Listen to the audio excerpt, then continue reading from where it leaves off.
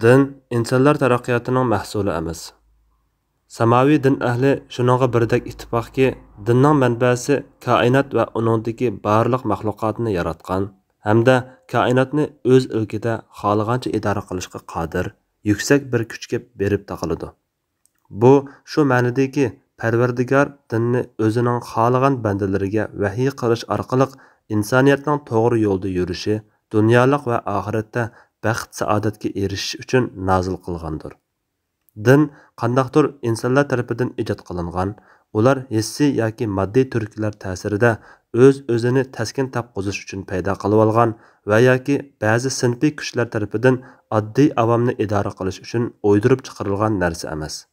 Balki u inson o'z qadamini zamin yuziga tekkizish bilan tang mavjud bo'lib kelayotgan ilohiy bitimdan iborat.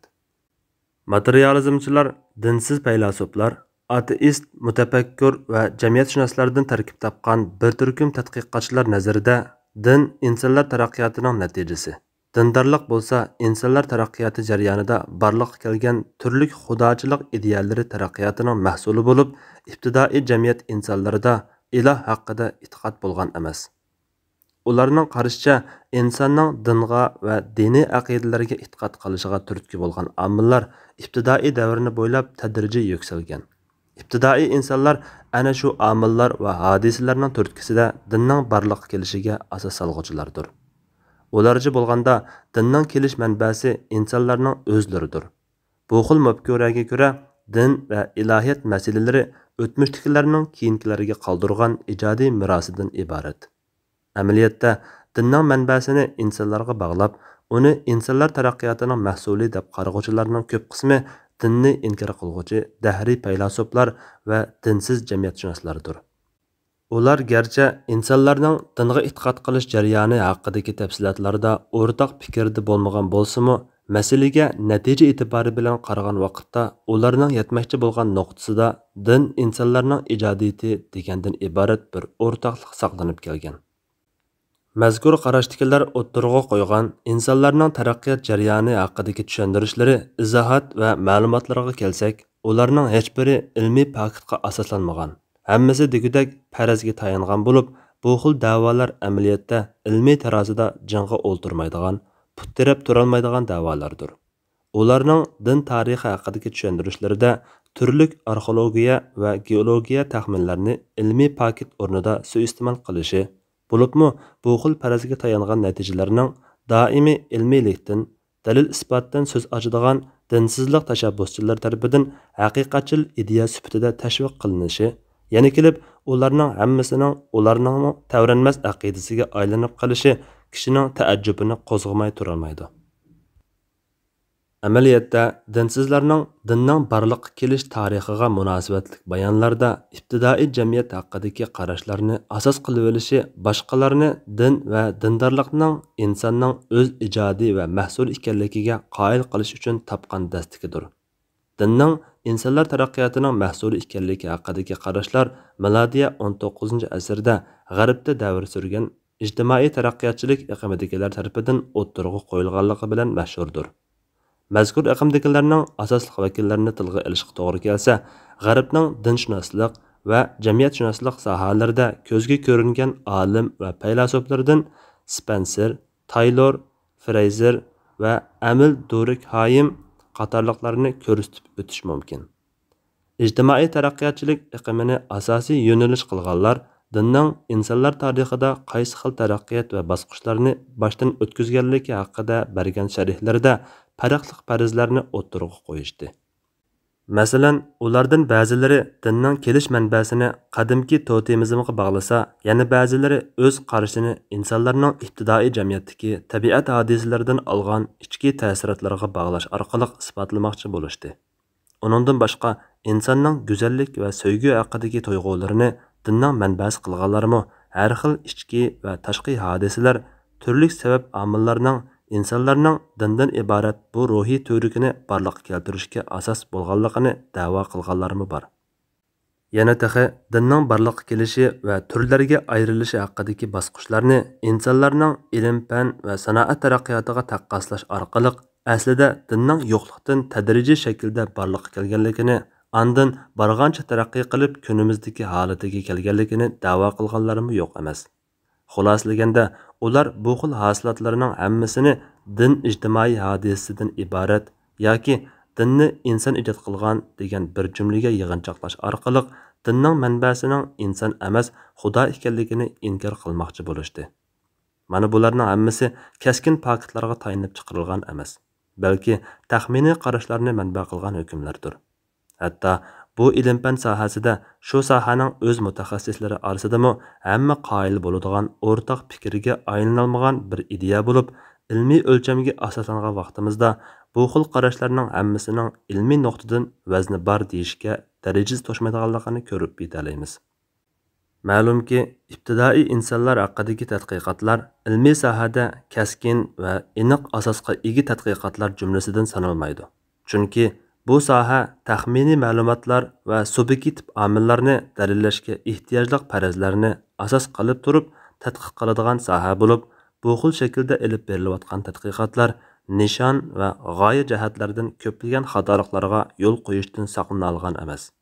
Shunga ibtidoiy jamiyat haqidagi tadqiqot obyektlarining aniq natijalarga erishishi mumkin bo'lmaydigan doir ekanligini ilm-fanning o'zimi e'tirof qilgan va buning ilm-fanning xizmat doirasidan tashqari sanaladiganligini muayyanlashtirgan. Gerçi mazkur sohaning kasb ahlilari ilm-fan davomidagi har xil taxminlarga aylangan farz va ma'lumotlarni o'ttirg'a qo'yayotgan bo'lsa-mu, bu xil faraz va ma'lumotlarni tag'i ilm-fanda rasmiy mavqe va o'rin tiklagan deb ketgili bo'lmaydi. Bo'libmi, dinning barliqqa kelish tarixi haqidagi tadqiqotlarda texmi shundoq. Chunki olimlar muayyanlashtirgandek tosh qurollar davri va uningdan ilgirki davrlarda bayqalgan qadimiy yodgorliklar haqidagi sirlarning tegi va mohiyati bizga texcha noma'lum. Buningga cho'nqurlab cho'kishning yo'li yana shu taxminlarga agishish va farazlarga tayinishdan boshqa narsa bo'lgani yo'q. Tuvandagi aqliy va ilmiy bayonlar din insonlar taraqqiyotining mahsuli degan qarashning safsat ekanligini muayyanlashtirishga yetarli bo'lib, bu vaqtdagi da'volarga tuvandikicha javob berishimiz mumkin. Birinchi, aydınlaştırılış muhim bo'lgan nuqta shuki, insonlarning dastlabki dinga e'tiqod qilish tarixini madaniy turmushdan ayrilgan qaloq millatlarning diniy e'tiqodiga munosabatli asoratlar orqali isbotlashga urinish, dalillash metodidagi xatolik va ilmiy jihatdan bir turlik fojiadir. Chunki tadqiqotlarga asoslanganda shu dindor deb qaralgan ibtidoiy millatlarning shu davrga yetib kelish uchun yana bir qanchalagan davrlarni besib o'tganligi ma'lum. Tadqiqotchi olim tarixshunos Hofding aytganidek, dinlar tarixi haqidagi bu xil taxminiy yakunlarni dinning paydo bo'lish masalasini hal qilishdagi asosiy tayanch qilib olish ilmiylikdan to'liq yiroq. Chunki tarix bizga shu xil ibtidoiy jamiyatning ma'lum mazgilda qanday shakllanganligini isbotlab berishga ojizlik qiladi. Tarixiy yodgorliklarning bizga eng cho'ng qilib beriladigan ishi burun yoki keyin maydonga kelgan bo'lishidan qat'iy nazar har xil dinlarning shakllari haqidagi zanjirsimon uchurlar bo'ladi xolos. Yana kelib, buni isbotlash shunchalik qiyinki, biz biladigan qadimki insonlar qabilasimi yana nurg'un davrlarni o'xshamagan va uzun so'zilgan tarixiy taraqqiyot bosqichlarini besib o'tgan. Ikkinchi, dinning taraqqiyotining mahsuli ekanligi to'g'risida keltirilgan isbotlardan biri insondagi ruhiy quvvat va ma'naviy yuksalishning insonning moddiy turmush taraqqiyoti bilan mos qadamda manganligini, xuddi moddiy taraqqiyot insonlarni oddiylikdan tadrijiy holda bugungidek taraqqiyotning yuksak cho'qqisiga olib chiqqanidek, diniy ongmu tadrijiy o'ylanish yoki har xil omillar natijasida ruhiy ochliqni qondirish yuzasidan ibtidoiy insonlarda asta-asta taraqqiy qilganligini va bara-bara dindorlik holatining shakllanganligini da'vo qilishdir. Gerçi bu xil qarash qarmoqqa jalb qilarlik ko'rinsimi, amaliyotda reallikdan to'liq yiroq bo'lib, faqat farazga tayinish, isbotsiz va o'rinsiz qiyos qilish, moddiy taraqqiyot bilan ma'naviy ruh orasidagi munosabatni biri bo'lganlikdan yana birimi bo'lgandek tuyg'uga keltirib, so'z o'yini qilishdan boshqaga yaramaydi. Xulosalaganda, buning moddiy taraqqiyot insonlarning ijodiy bo'lganidek, dinmi insonlarning ma'naviy ijodi ekanligini ilgari surishdek bir xil gipnozlik fikr ekanligini ko'rib olish tez emas. Halbuki amaliyot va reallik buning dal aksicha. Bugungi davrda moddiy taraqqiyot gullanib, Kishilar bayashatlıq və toqçılıq ko'ringansari ularda ma'naviyatmi tang taraqqiy qilmoqda yo'q, ojizlayotganligini ko'ryapmiz. Bo'libmi dindan yiroqlashish, ijtimoiy va siyosiy muhitga dinning aralashishini cheklash asosiy o'rniga qo'yilayotgan yaqinqi zamon g'arb madaniyatining kunimizdagi realligi buning tipik misoli bo'la oladi.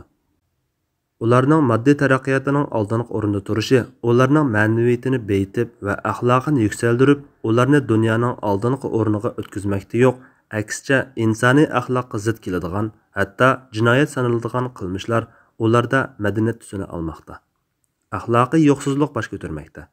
Mana bular moddiy taraqqiyotga biqib, ma'naviyatning yuksaladiganligi va ilg'orlashadiganligidek o'lchamning reallikda o'rni yo'q narsa ekanligini ko'rsatib beradi.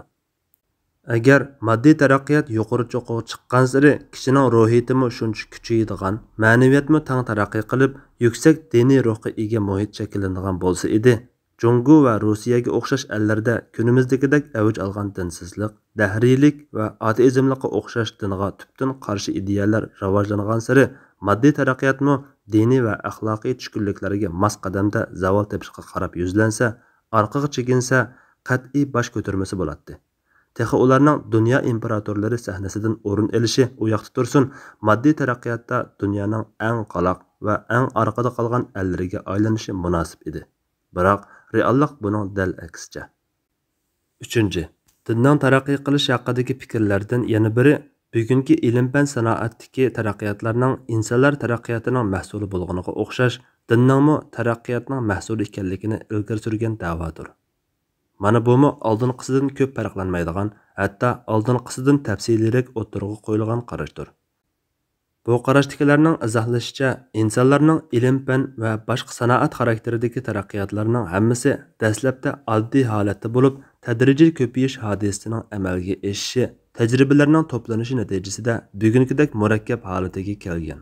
Xuddi shuningdek, insonlar aqliyatimi dastlabda oddiy holatda bo'lib, keyin davrning almashishi bilan tadrijiy holda turli afsonaviy to'qilmalarning maydoniga kelishi va boshqa har xil omillarning turtkisida taraqqiy qilib bugungidek murakkab holatga kelgan. Yuqorqida qiyoslarmi o'xshashla sog'lom asosga yoki ilmiy paket ustiga qurilmagan. Agar atalmish diniy taraqqiyot ilm-fan va sanoat taraqqiyotiga o'xshash taraqqiy qilib barliqqa kelgan bo'lganida, albatta 21-asrdagi insonlar ilohiy e'tiqodda eng yuksak pallaga yetsa va to'g'ri e'tiqod taraqqiyotining yuksak cho'qqisiga ulashsa to'g'ri bo'ladi. Halbuki reallikda bu xil faraz ishqa oshdimi deganda, reallik buning aksiga guvohlik bermoqda. Davrimizga qaraydigan bo'lsaqmi, taraqqiyotda dunyoning xili oldida deb qaralgan ellarda qadimki tabiatga cho'qinish hodisalarining hali ham saqlanayotganligini ko'ramiz. Dinlarning taraqqiy qilishi haqidagi fikrga asoslanganda, albatta qadimki tabiat hodisalariga cho'qinish tusini olgan dinlarning bugungi kunda qadimkidan farqlanishi, o'zgarib taraqqiy qilishi lozim edi. Biroq hali ham Osiyo, Afrika va Amerika qit'alarida qadimki paganizm, tabiat va taraqqiyot hodisalariga cho'qinadigan ko'p xudolik dinlarning izchil asli holatini saqlab mengayotganligini ko'ramiz. Mushu nuqtada biz dinning oddiylikdan murakkablikka, tuvan qatlamdan yuqori cho'qqiga qarab taraqqiy qilganligini da'vo qilguvchilarga shundoq savol qo'yg'imiz keladi. Hindi madaniyatining bugungi varislari bo'lgan Hindi ellarda atom qurollarining barliqqa kelishidek ilm-fan utuqlarining bo'lishi sizlarning so'zinglarning dal aksicha tabiat hodisalariga va uningdagi shay'iylarga cho'qinishning izchilligini saqlashiga qilch ta'sir ko'rsatilmadi. Agar din, ilm-fan va sanoat taraqqiyoti bilan mos qadamda taraqqiy qilib mengayotidi desak, hozirga qadar kalaga ibodat qilayotgan, hatto kalaga bo'lgan muqaddas aqidasi turtkisida ochliqdan o'lishni a'lo bilib, kala go'shi iste'mol qilishdan bosh tortib yashayotgan Hindi xalqi yana ulardan boshqa tabiat dunyosidagi turli hodisalar va shay'iylarga cho'qinayotganlar ajaba diniy taraqqiyotning qaysi cho'qqisiga ulashgandi? Yana ta'kidlash mumkinki, moddiy sohalarda shundaqla ilm-fan taraqqiyotida voyaga yetgan Yevropadagi davlatlarda avj olgan dinsizlik, shundaqla Rossiya va Jungu qatorliq davlatlarda dinga og'zaki hurmat bildirib qo'yib, amaliy tuzum va siyosatlarda dushmanlarcha qarshilik ko'rsatishi, jumladan 1 milliard 300 milliondan ortiq nüfusga ega Junguning va shuningga o'xshash tuzumdagi davlatlarning butun ma'arif sistemasida ateizmlik, dinsizlik ma'arif tarbiyasini asos qilishi Texi buni majburiy ma'arif sifatida o'z xalqiga tengishi, o'z kontrolidagi rayonlarda musulmon xalqlarning diniy e'tiqodiga og'ir darajada chek qo'yishi, diniy aqidalarga xilof ishlarni qilishga zo'rlashi, diniy bilim egallashni va normal diniy faoliyatlarni diniy asabiylik ifodalari qatoriga kirgizib, ularga og'ir darajada moddiy va iqtisodiy jazolarni bekitish orqali diniy kayfiyatni suslashtirishi, hatto dinni tüp yildizidan qurtish siyosatlarini yo'lga qo'yib, kishilarning diniy e'tiqod erkinligiga asabiylarcha qarshilik ko'rsatishi qatorliqlarning hammasini ajaba dinning taraqqiyot ahvoli bilan fan va moddiy taraqqiyotning ahvoliga solishtirish orqali qandoqmi yuqorqidek muayyonlashtirgili bo'lsin. Demak, diniy taraqqiyotni moddiy taraqqiyotga taqqoslash orqali dinning insonlar taraqqiyotining mahsuli ekanligidek xulosaga berishning o'zi reallikqa tushmaydigan bir faraz bo'lib qolmay, balki bema'nilikdir. 4. G'arbning yana qisman tadqiqotchilari, jumladan dinsiz faylasuf va jamiyatshunoslardan Saynet Simon, August Comte, Bertrand Russell qatorliqlar dinning taraqqiyotining mahsuli ekanligi haqidagi qarashni yuqorqi yo'nalishning dal aksicha yo'l tutish orqali isbotlamoqchi bo'lishdi. Ularcha bo'lganda, insonlarning aqida yo'nalishi mohiyatda xurofiylik bo'lishiga qaramay, oldi bilan ko'p xudolik aqidasidan taraqqiy qilib, bir xudolik aqidasiga berib to'xtagan. Amaliyotda bumi ilmiy jihatdan puttirab turolmaydigan hamda islom aqidasi nuqtasidanmi xato bo'lgan qarashdir. Chunki o'tmishga nazar solganimizda tarixda madaniyati gullangan bir qator millatlar va taraqqiyot bosqichlarini boshdan kechirgan bir muncha ellar mavjud bo'lgan. Hozir bo'lsa, shu madaniyat tarqatgan millat va ellarning tushkunlik va qaloqlikning simvoliga aylanib ketganligini ko'ramiz. Acaba ana shundoq tushkunlik va qaloqlikning simvoli bo'lmish ellarni hozirgi davrga selishtirib, ularni hozirgi gullanishning boshlanish nuqtasi qilib bekitish aqlga uyg'unmi? Buning javobi albatta yo'q. Xuddi shuningdek, navbatdagi ilg'or aqida bo'lgan bir xudolik aqidasini ko'p xudolik va buddizmga o'xshash tavhid, bir xudolik e'tiqodiga zid din va aqidalardan taraqqiy qilib kelgan. Deyishmi o'xshashla ilmiy asosi bo'lmagan qarashdir. Yana kelib, bu qarash faqat islom nuqtai nazaridan emas, keyingi vaqtlarda dinlar tarixi, jamiyatshunoslik, insonshunoslik, psixologiya qatorliq sohalarda tadqiqot olib borgan g'arb olimlar tarafidanmi rad qilinishga uchragan. Hamda bu olimlar munosabatli tadqiqotlarni sunish orqali oldingi qarashni da'vo qilguvchilarga kuchli raddiya bergan.